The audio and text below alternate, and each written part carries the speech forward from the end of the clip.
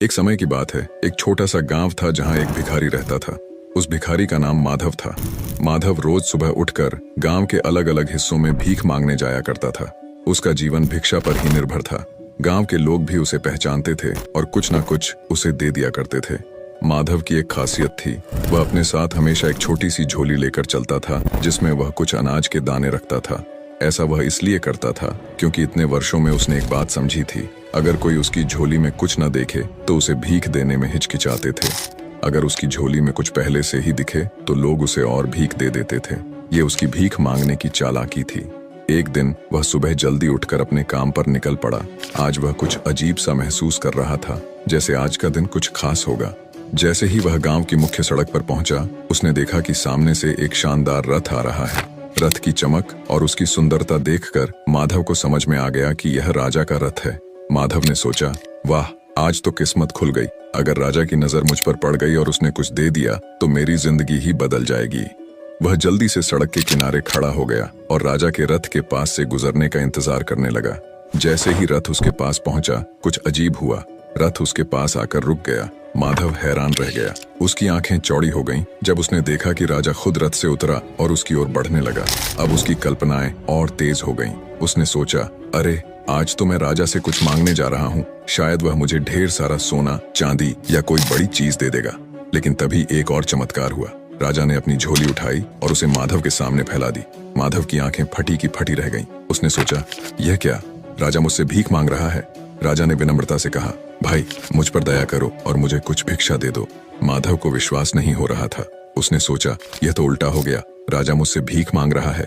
लेकिन राजा ने उसकी ओर देखते हुए कहा, यह मेरे लिए बहुत महत्वपूर्ण है। हमारे राज्य पर एक संकट आ रहा है और राज ज्योतिषियों ने कहा है कि अगर मैं इस संकट से बचना चाहता हूँ तो मुझे पहले व्यक्ति से भीख मांगनी होगी जिसे मैं आज सुबह देखूं, और तुम वह व्यक्ति हो। कृपया मुझे कुछ दान दो। अब माधव असमंजस में था। वह सोचने लगा, क्या मैं राजा को कुछ दे दूं? लेकिन मैं खुद तो एक भिखारी हूँ। मेरे पास तो खुद ही कुछ खास नहीं है। अगर मैंने राजा को कुछ दे दिया तो मेरे पास बचेगा क्या? काफी सोच विचार के बाद उसने अपनी झोली से एक छोटा सा अनाज का दाना निकाला और राजा की झोली में डाल दिया। राजा ने मुस्कुराते हुए सिर झुकाया और अपनी झोली बंद कर ली। फिर वह वापस अपने रथ की ओर चला गया। माधव ने देखा कि राजा तो बिना कुछ बोले चला गया, लेकिन उसके मन में खट्टापन था।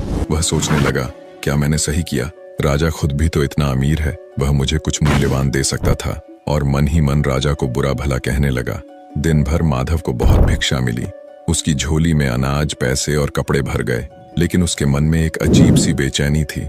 उसे राजा से मिलने का मौका मिला था और उसने उस मौके को व्यर्थ जाने दिया। शाम को जब वह घर पहुंचा, उसकी पत्नी ने उसकी ओर देखा और बोली, आज तो तुम्हारा नाम पूरे गांव में फैल गया है। लोग कह रहे हैं कि राजा ने तुमसे भीख मांगी। वाह, तुम कितने महान हो। लेकिन माधव को खुशी नहीं हुई। वह गुस्से से बोला, तुम्हें क्या पता? राजा ने मुझसे भीख मांगी थी। भला मैं राजा को क्या दे सकता था? और मैंने उसे केवल एक दाना दिया। अगर मैंने उसे ज्यादा दिया होता तो शायद मेरा और नाम होता। उसने अपनी झोली गुस्से में उठाई और उसे जमीन पर फेंक दिया। सारी चीजें जमीन पर बिखर गईं। जैसे ही अनाज जमीन पर गिरा, माधव की नजर एक चमकते हुए दाने पर पड़ी। यह वही दाना था जो उसने राजा को दिया था और अब वह सोने का बन चुका था। माधव यह देखकर हक्का बक्का रह गया। वह सोचने लगा, अगर मैंने राजा को सिर्फ एक दाना देकर सोने का दाना पाया है, तो अगर मैंने उसे ज्यादा दिया होता तो मेरा पूरा जीवन बदल सकता था। वह जमीन पर बैठ गया और रोने लगा। वह समझ चुका था कि उसने अपनी लालच के कारण एक बड़ा मौका खो दिया। यह कहानी एक बहुत महत्वपूर्ण सीख देती है। हमें अवसरों को पहचान कर बिना स्वार्थ के दान देना चाहिए। माधव की गलती यह थी कि उसने लालच और डर के कारण अपने पास मौजूद चीजों को बांटने से परहेज किया। अगर वह दिल खोलकर राजा को दान देता तो उसे बहुत बड़ा लाभ मिल सकता था। इस कहानी से यह संदेश मिलता है कि जब भी हमें कुछ देने का मौका मिले तो हमें निस्वार्थ भाव से देना चाहिए।